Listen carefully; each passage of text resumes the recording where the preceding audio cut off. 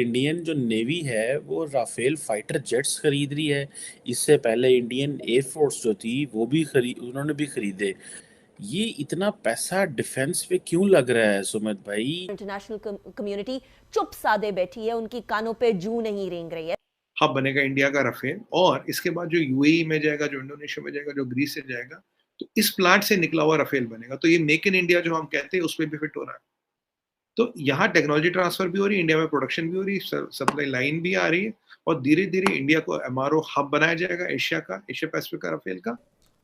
और वाह, what can I से। जो पहला सवाल आता है ना, जब कोई आर्मी चीफ कहीं, तो पहला सवाल आता है कि वो क्या इमदाद लेकर आएगा, और ऐसे में जब हम सबसे ज्यादा जरूरतमंद भी हैं। करीब 86 रफेल इंडियन एयरफोर्स को चाहिए, 36 रफेल इंडियन नेवी को चाहिए।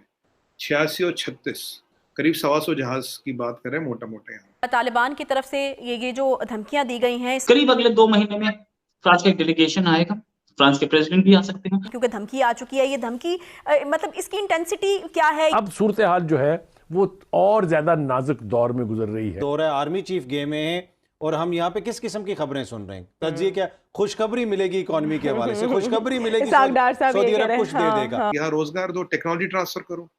तो कोई हम चाइना से उधार पे तो ले नहीं रहे ना, कि जो चाइना ने टर्म्स बोल दिया साइन कर दिया। यदि आप मेरे यूट्यूब चैनल से जुड़ा रहना चाहते हैं तो मेरे चैनल को like, subscribe and bell icon दबाना ना भूलें। जय हिंद दोस्तों।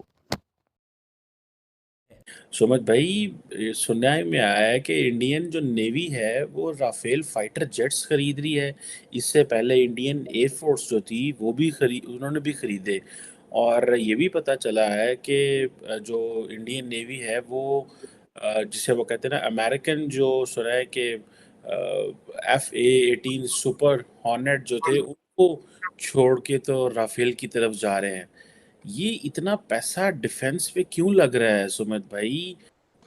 नेशनल सिक्योरिटी के लिए, राष्ट्र सुरक्षा के लिए जो भी उपयुक्त होगा, जो भी अप्रोप्रिएट होगा वो किया जाएगा।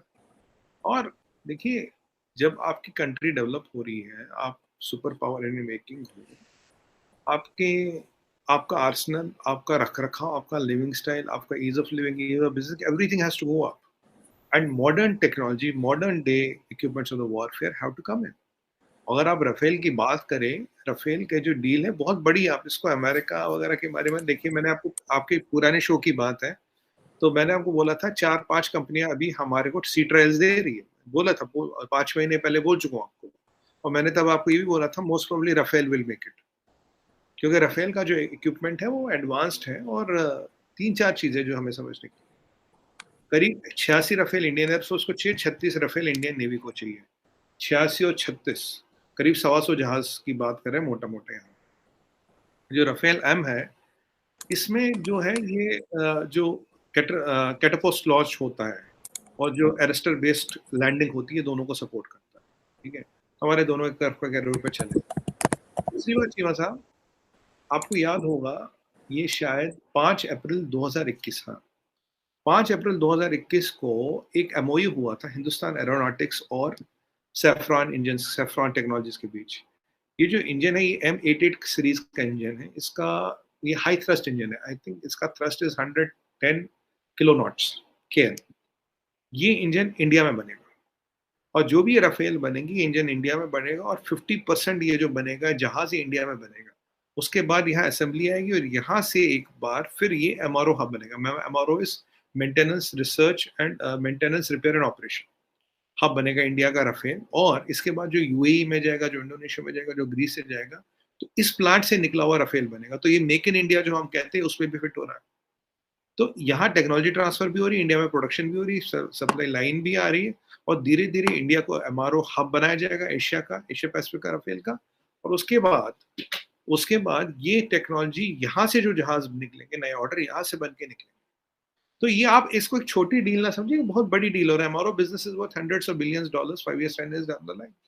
आपको याद होगा पीछे रतन टाटा जी ने बोला कि ये हुआ था कि भाई रतन टाटा जी 100 जहाज खरीद रहे, 500 जहाज खरीद रहे $10 बिलियन में। अब मैं आपके किसी चैनल पे था पाकिस्तान के, तो मैंने कहा basically the idea is MRO hub, क्योंकि अभी जो एमआरओ बिजनेस है करीब it is valued around $500 billion yearly. अभी एशिया में जो सबसे बड़ा है वो है सिंगापुर। जैसे इसमें passenger to cargo conversion, cargo to passenger conversion, काफ़ी चीज़ें होती हैं। और अगर हब देखे, जैसे मैं डेल्टा एयरलाइंस की बात करूँ, डेल्टा का हब है हांगकांग, बहुत सी एयरलाइंस का हब है सिंगापुर, जबकि लॉजिकली अगर आप एशिया की बात करें इंडिया सेंटर आता है। तो एमआरओ के साथ साथ जब एमआरओ आप यहाँ लाओगे, अभी क्यों नहीं आ रहा है ये हब्स, यहाँ क्यों नहीं बन रहे, एविएशन हब क्यों नहीं बन रहे? हमारे पास एमआरओ नहीं है। सिंगापुर या जापान में एमआरओ फैसिलिटीज है, जैसे हमारे पास एमआरओ फैसिलिटीज आएंगी, करीब 10 से 12 airlines will have hubs in India.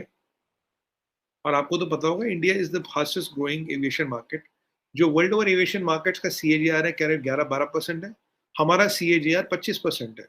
आपने पीछे देखो एयरबस का CEO आए थे मोदी जी से मिलने, मैंने फोटो भी ट्वीट की थी, तो इसीलिए आए थे, ये सबसे बड़ा मार्केट है। और हमें क्या चाहिए चीमा साहब?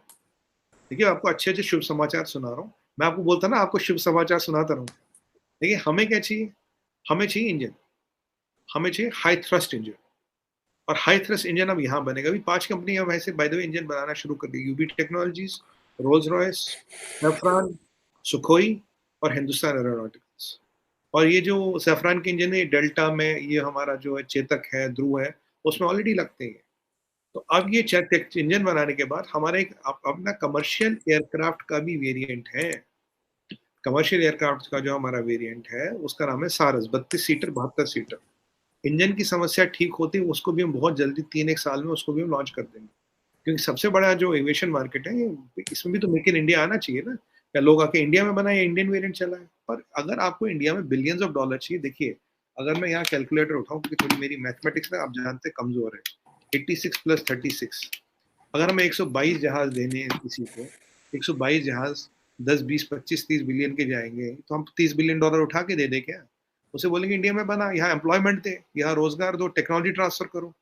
तो कोई हम चाइना से उधार पे तो ले नहीं रहे ना, कि जो चाइना ने टर्म्स बोल दिया साइन कर दिया। लेकिन पाकिस्तान की हद तक क्या होता है, जब भी चाहे वो खान साहब का दौर हो या अब इस हुकूमत का दौर है, आर्मी चीफ गए में है, और हम यहाँ पे किस किस्म की खबरें सुन रहे हैं? तज्जिए क्या खुशखबरी मिलेगी इकोनॉमी के हवाले से, खुशखबरी मिलेगी सऊदी अरब कुछ दे देगा। देखें अगर इसाक डार साहब गए हों और इस तरह की बातें हो रही हैं कि खुशखबरी मिलेगी, फिर तो सेंस करता है क्या ये आर्मी चीफ की जिम्मेदारी है कि वो जाएं और वो किसी की भी हुकूमत हो और वो उनके लिए पैसे लेके आए?